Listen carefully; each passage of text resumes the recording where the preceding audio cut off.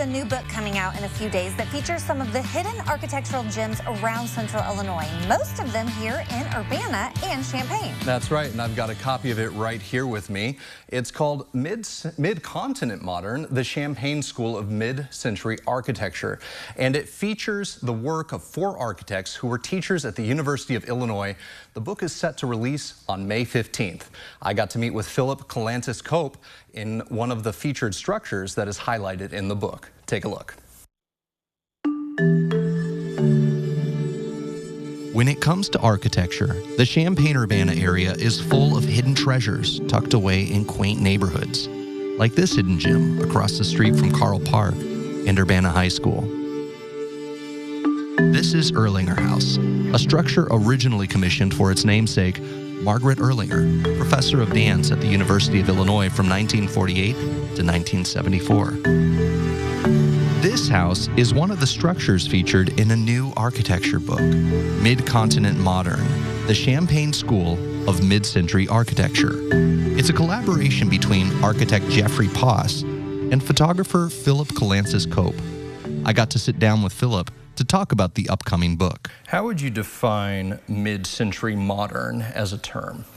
Yeah, so, there are some characteristics of it that we all kind of think are the truth. One is that they're kind of they're stripped of personal form. It's for function over form. You know what I mean? And that sometimes these can feel not homely spaces. And we are trying to say that that's not the truth. Is that through the books, through the homes that we tell the story of in this book. They're the homes of artists who use these walls in kind of deep and personal ways. Now, your book focuses on Champaign and Urbana. Yes. And the architecture that is specific to this area. How is it different or unique, specific to this place geographically? Yeah, so, most of the architectural characteristics are continuous with an international approach to the form. But what makes them unique are the people and the purposes behind why these buildings exist today. Let's talk specifically about Erlanger House. And that's where we're sitting right now. Mm-hmm. And this place is an actual work of art. But it's got a very personal history with the university. Yes. Tell me a little bit about who it was built for. Yes. And kind of the background to how it became. Yeah, so Erlanger House was built by Jack Baker in 1964, and it was commissioned for the head of dance, Margaret Erlanger. And one of the things that was important for her is to create a performance space. And you'll see we have this conversation pit that we're in right now. There's a little stage on the other side, and so that's what the history was then. It's now run by the architecture school, and it hosts famous architects that come through the school. So again, it's a living part of our history, and it's still an important expression of architecture going forward.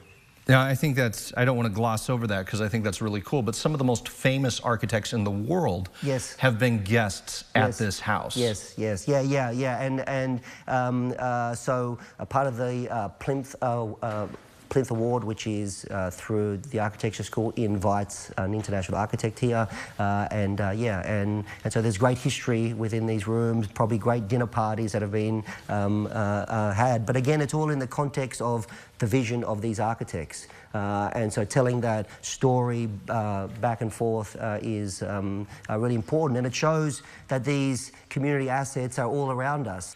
As a photographer, what really stands out about the specific details in this home? So there's a lot of details, from how, wood comes together, brick and glass, there is, it's a wonderland of details, but the other thing which we try and capture is the kind of gentle forms, because it seems so stark in many ways, and so I really tried to focus on light and how that transforms the space. I think one of the things that has struck me being in this place is how it brings the outside in, and it kind of melds everything together into this fluid experience. Yes, yeah, and you know what? That's again one of the things which is powerful about all these buildings. They're not, disjointed from their surroundings, is that they bring them in.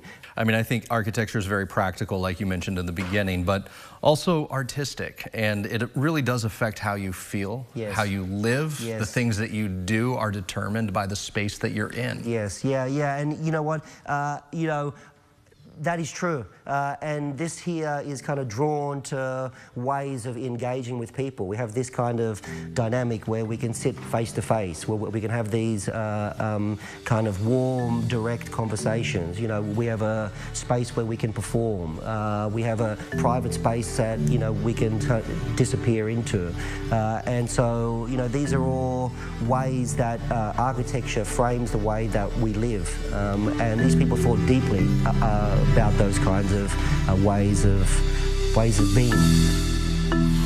The photography in this book is absolutely amazing, and the structures are so rich with history and stories and are still actively being utilized in the community. Very cool. The book Mid-Continent Modern, the Champaign School of Mid-Century Architecture releases on May 15th. There is a book launch event that day at the Craner Art Museum where the authors will introduce the book and they'll be available for signing. For more information, you know what to do. Head to CILiving.tv after today's show.